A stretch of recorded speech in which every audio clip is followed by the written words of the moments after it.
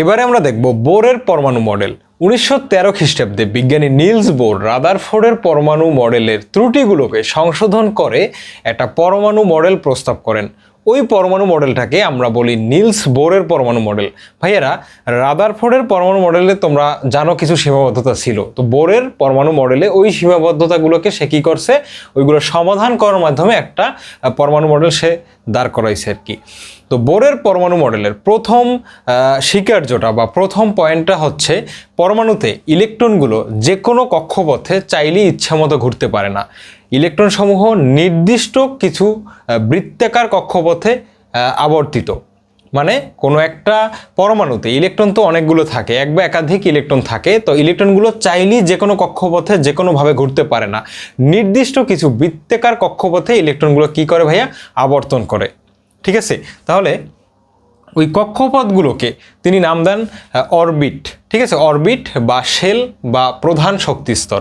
তো ওই অরবিট বা শেল বা প্রধান শক্তিস্তরকে এন দ্বারা প্রকাশ করা হয়। ঠিক আছে ভাইয়া, এন দ্বারা প্রকাশ করা হয়। আবার এন এর মান আবার কয়েক ভাগে ভাগ করা যায়, যেমন কে এল এম এন, এইভাবে কে এল এম এন। কে মানে প্রধান শক্তিস্তরের ক্ষেত্রে 1 নম্বর শক্তিস্তর, এল মানে 2 নম্বর, এম মানে 3 নাম্বার, এন মানে 4 নাম্বার। এভাবে কিন্তু সে আসলে বিভক্ত করে গেছে যে শেলগুলোকে এইভাবে কে এল এম এন, এইভাবে মোটামুটি 7-8টা পর্যন্ত যাওয়া যায়। ঠিক আছে, কারণ সর্বোচ্চ তো 8টা শক্তিস্তর থাকতে পারে পরমাণুতে। ঠিক আছে, তো এইটা হচ্ছে ভাইয়া বোরের পরমাণু মডেলের প্রথম স্বীকার্য।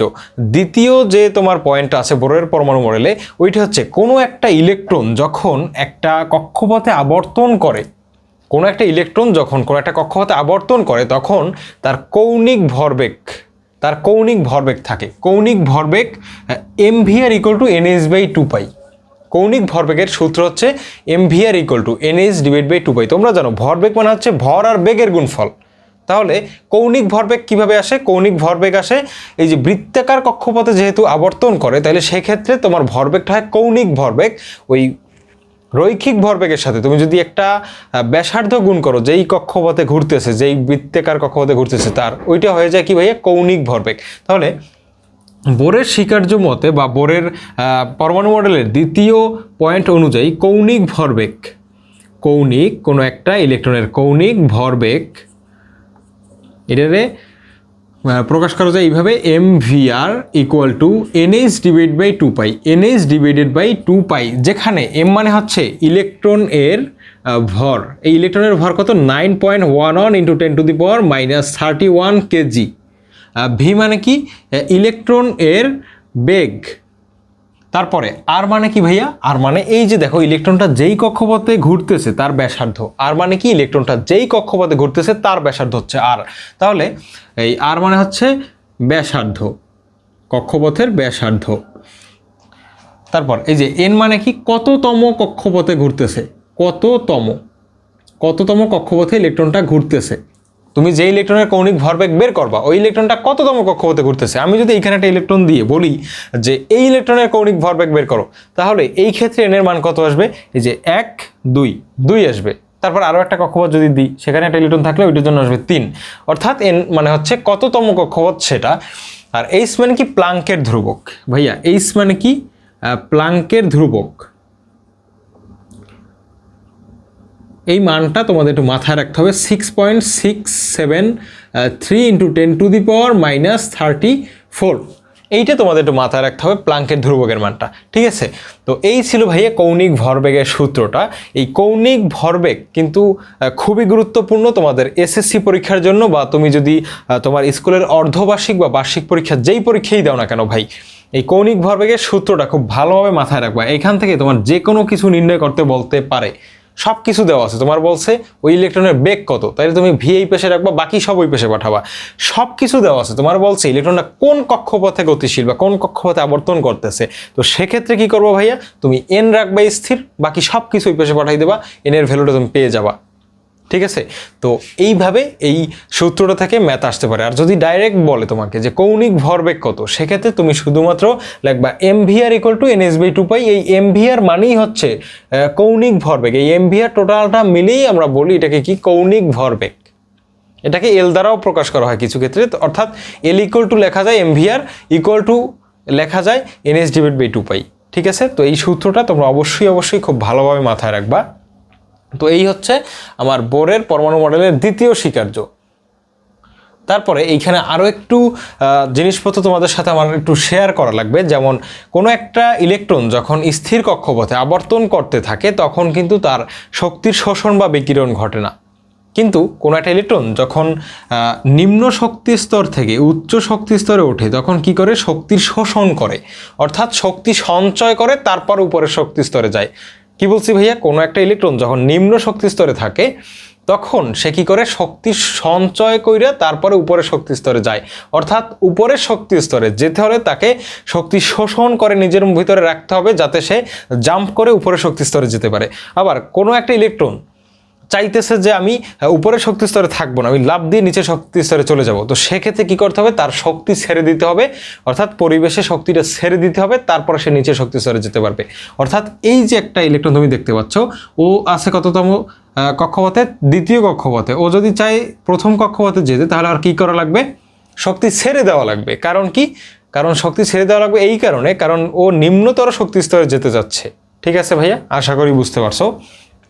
এইখানে একটা সূত্র আছে, একটু মাথায় রাখবা, যে শোষিত বা বিকিরিত শক্তির পরিমাণ E equal to H nu, equal to কি ভাইয়া, H nu equal to H C divide by lambda, equal to H nu equal to H C divide by lambda. মনে রাখবা, ই মানে হচ্ছে শোষিত বা বিকিরিত শক্তি, ই মানে কি ভাইয়া, ই মানে হচ্ছে শোষিত বা বিকিরিত শক্তি। তারপর এইচ মানে প্লাঙ্কের ধ্রুবক, আগেই লিখছি আমি। আর নিউ মানে কি, শোষিত বা বিকিরিত শক্তির কম্পাঙ্ক। তোমরা ফিজিক্সে এটাকে তোমরা এফ দ্বারা প্রকাশ করছো কম্পাঙ্ক করে, এর একক কিন্তু হার্স বা পার সেকেন্ড। আর এই H C by lambda, lambda মানে তরঙ্গ দৈর্ঘ্য, ল্যামডা মানে কি ভাইয়া, তরঙ্গ দৈর্ঘ্য, তরঙ্গ দৈর্ঘ্য। আর সি মানে আলোর বেগ, তোমরা জানো আলোর বেগ, আলোর বেগ। আলোর বেগ কত ভাইয়া, আলোর বেগ হচ্ছে 3 × 10⁸ metre per second, 3 × 10⁸ metre per second. তো ভাইয়া এইটা হচ্ছে তোমার এই সূত্র, এটা মাথায় রাখবা। এবং মনে রাখবা, ইলেকট্রন যখন উচ্চতর শক্তিস্তর থেকে নিম্নতর শক্তিস্তরে যায় অথবা নিম্নতর শক্তিস্তর থেকে উচ্চতর শক্তিস্তরে যায় তখন কিন্তু এক ধরনের বর্ণালীর সৃষ্টি হয়। তখন কি সৃষ্টি হয় ভাই, এক ধরনের বর্ণালীর সৃষ্টি হয়। এই বর্ণালীর ব্যাখ্যা কিন্তু বোরের পরমাণু মডেলের সাহায্যে দেওয়া সম্ভব। রাদারফোর্ডের পরমাণু মডেলের সাহায্যে কিন্তু বর্ণালীর ব্যাখ্যা দেওয়া সম্ভব না, কিন্তু নিলস বোরের পরমাণু মডেল অনুযায়ী এক ইলেকট্রন বিশিষ্ট পরমাণুসমূহের বর্ণালী ব্যাখ্যা করা সম্ভব। তাহলে এই হচ্ছে আমার বোরের পরমাণু মডেল। ঠিক আছে ভাইয়া, এই হচ্ছে আমার বোরের পরমাণু মডেল।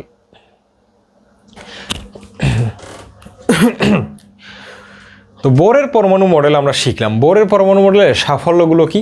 বোরের পরমাণু মডেল তো রাদারফোর্ডের পরমাণু মডেলের ত্রুটিগুলোকে কি করছে, দূরীভূত করে তারপরে আবির্ভাব ঘটছে বোরের পরমাণু মডেলের। তো বোরের পরমাণু মডেলের কিন্তু সাফল্য আছে।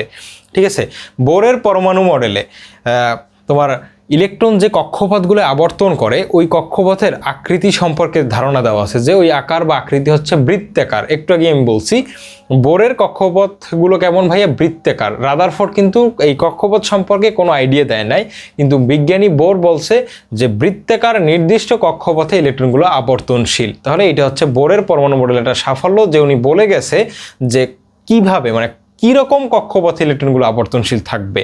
তারপরে দ্বিতীয় যে সাফল্য হচ্ছে এইটা হচ্ছে, দেখো রাদারফোর্ডের পরমাণু মডেল অনুসারে আমরা কিন্তু আসলে জানতে পারি না যে কোনো একটা ইলেকট্রন যদি শক্তি শোষণ বা বিকিরণ করে উপরের কক্ষপথে বা নিম্ন শক্তি স্তরে চলে আসে তখন কি শক্তির তোমার যে এই শোষণ বা বিকিরণের ফলে যে বর্ণালীর সৃষ্টি হয়, এই বর্ণালী সম্পর্কে কোনো ধারণা কিন্তু রাদারফোর্ডের পরমাণু মডেল অনুসারে পাওয়া যায় না।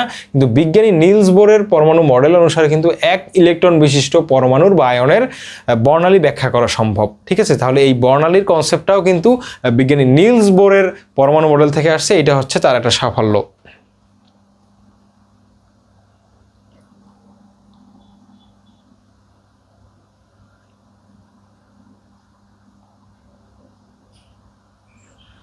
তো ভাইয়া এই যে তোমার বোরের পরমাণু মডেল, এটা আসলে রাদারফোর্ডের পরমাণু মডেলের একটা মডিফাইড ভার্সন। ঠিক আছে, তাহলে এইগুলো হচ্ছে সাফল্য।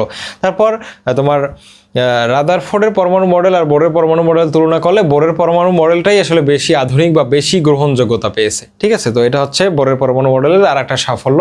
তো আবার আরেকটা বিষয় হচ্ছে কি, বোরের পরমাণু মডেলের কিছু সীমাবদ্ধতাও কিন্তু আছে। বোরের পরমাণু মডেলের কিছু সীমাবদ্ধতা কিন্তু আছে, ওই সীমাবদ্ধতাগুলো আমরা একটু দেখি।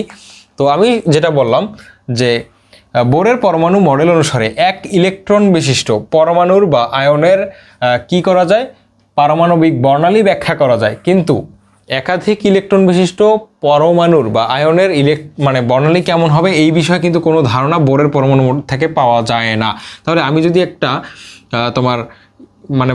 আয়ন লিখি এইভাবে হিলিয়াম প্লাস, এটা দ্বারা কি বোরের পরমাণু মডেল দ্বারা কি এইটার বর্ণালী ব্যাখ্যা করা যায়? হ্যাঁ যায়, কারণ কি হিলিয়ামের থাকে 2, হিলিয়াম প্লাস মানে কি এখানে একটা ইলেকট্রন আছে, তার মানে এক ইলেকট্রন বিশিষ্ট পরমাণুর বর্ণালী বোরের পরমাণু মডেল অনুসারে ব্যাখ্যা করা যায়।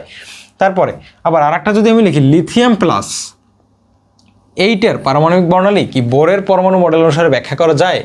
না ভাই, যায় না, কারণ লিথিয়াম হচ্ছে 3 নাম্বার, ওর পারমাণবিক সংখ্যা 3, তার মানে ওর ইলেকট্রন 3টে আছে, একটা ছেড়ে দিয়েছে মানে কি ওর 2টে আছে। তো 2 ইলেকট্রন বিশিষ্ট পরমাণুর বর্ণালী কিন্তু বোরের পরমাণু মডেল অনুসারে ব্যাখ্যা করা সম্ভব নয়। তাহলে এইটার বর্ণালী বোরের পরমাণু মডেল দিয়ে ব্যাখ্যা করা যায় না।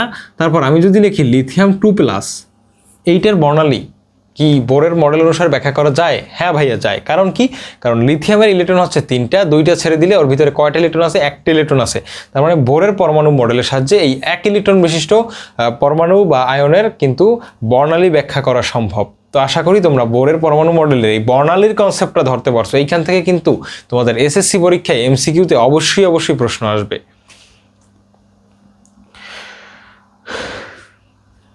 তাহলে দেখো আরও কিছু সীমাবদ্ধতা আছে। তো সীমাবদ্ধতার ভিতরে আমরা জাস্ট একটা জানলাম যে 1 ইলেকট্রন বিশিষ্ট পরমাণুর বর্ণালী ব্যাখ্যা করা যায়, আর বহু ইলেকট্রন বিশিষ্ট পরমাণুর পারমাণবিক বর্ণালী ব্যাখ্যা করা সম্ভব না বোরের সাহায্যে।